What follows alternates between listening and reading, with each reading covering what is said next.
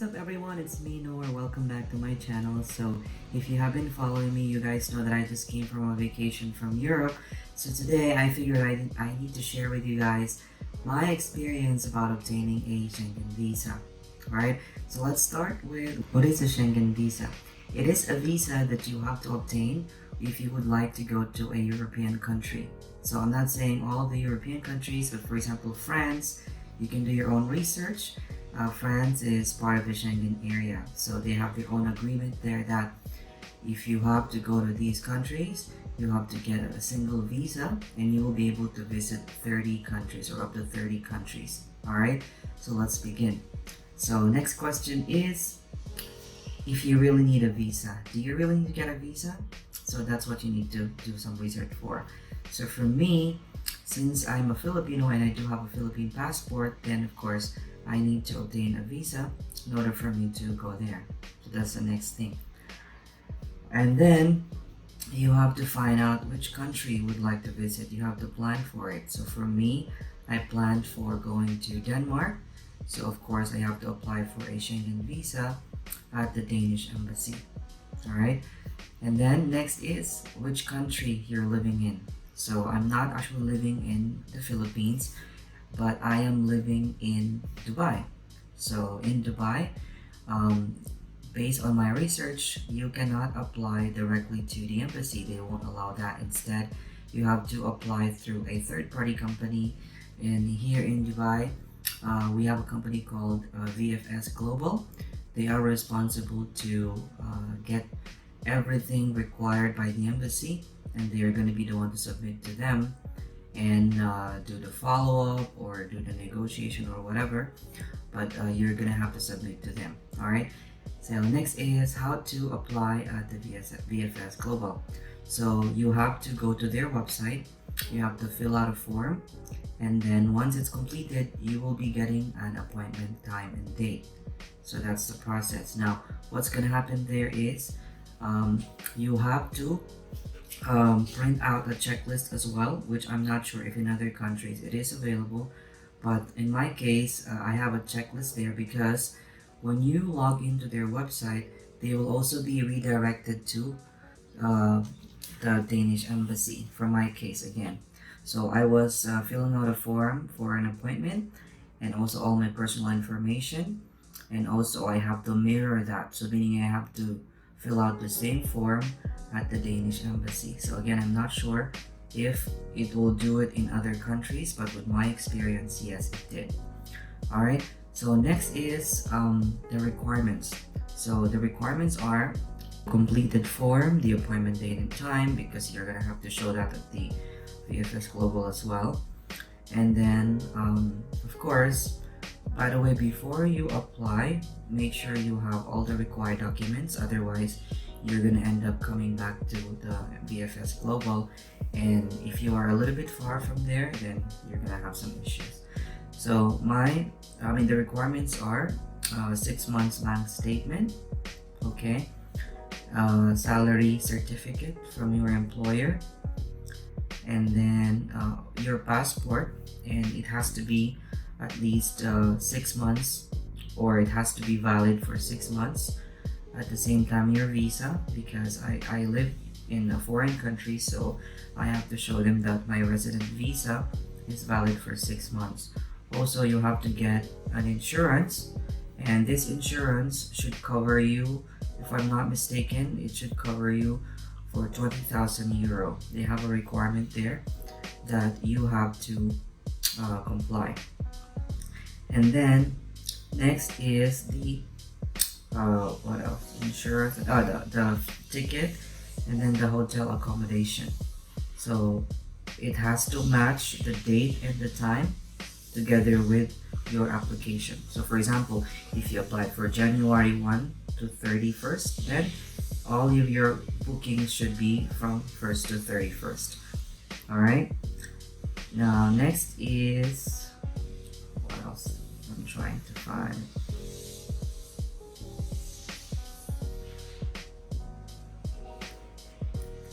Okay, and then no objection to travel certificate, which you can obtain from your employer if you are an employee. So it's like a certificate addressing or like sending it to or addressing to the embassy, saying that they don't have any objection of you traveling in these specific dates. So the date should be mentioned there as well, and again it has to match together with the application form. Okay, and am I missing anything? Now, travel itinerary, this is like something that you can provide as an extra proof. So proof that you are going there as a tourist as well. Okay, so above all that, what I'm telling you right now is all about a tourist visa. So visit visa might be different from this, or family visa might be a little bit different as well when it comes to the requirements. Okay, and then next is when to apply. So with VFS Global, they accept applications at least 90 days prior to your departure time or departure date. So what it means is that on their website, for example, I applied in October and I traveled in January. So basically, if it doesn't reach at least 90 days, for example, if it's like 95 days from now, then they will not be accepting your application. So take note, make sure that you're applying at the right time and date, okay, or at the right date, of course, so that your application will go through. Okay, next is what else am I missing here? I made some lists the other day actually. Waiting time. Okay, so waiting time, they say that it should be for about 15 days. Okay, this is like case-to-case basis, you guys. So once you have already submitted all the documents, then they will advise you to wait for about 15 working days for them to send you the result. Okay, now before we discuss about waiting time, what happens is after you already got all the requirements and you are pretty sure that everything is accurate, okay, then you go to the embassy or you go to the VFS Global office, and in Dubai it's in Wafi Mall, and then bring with you all the documents with you, okay, and then go to the reception and they're gonna send you over to the specific window where you can wait for your turn and get a token, and once your name is called, then all of your documents will be asked. Okay, now what's gonna happen inside is they will be arranging all your documents. If they need some more, they're gonna ask you, and they're gonna ask you to provide it within 5 days. Okay, so after that, if everything is complete, then you're gonna go through a biometric procedure, which will be in the same vicinity as well. After that, then they're gonna give you a receipt, okay, and they're gonna ask you if you want to have the document or your passport delivered to you, or if you want to pick it up at their office. Now for me, I have chosen it to be delivered to where I live, because I live a little bit far from Dubai, so that was for me the best option. And then next is after that, they're also going to ask you if you want to have an SMS notification about what's going on with your application.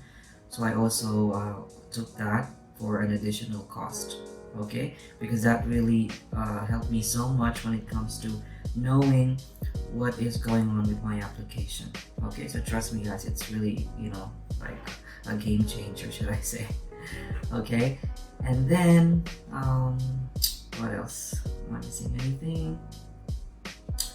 The waiting time. Okay, speaking about waiting time in connection with what I have talked about earlier. So for me, I didn't have to wait for 15 days. Okay, so I submitted it Wednesday, for example.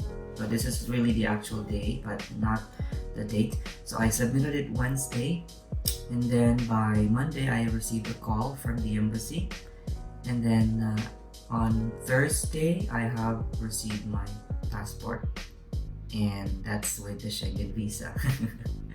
So I was so happy about it. So I hope this video helped you so much when it comes to deciding and also planning your Schengen visa application. So if you guys have any questions, please leave a comment down below, and I'll be more than happy to answer all of those. So good luck with your application, and for sure, you'll have your own visa. Bye!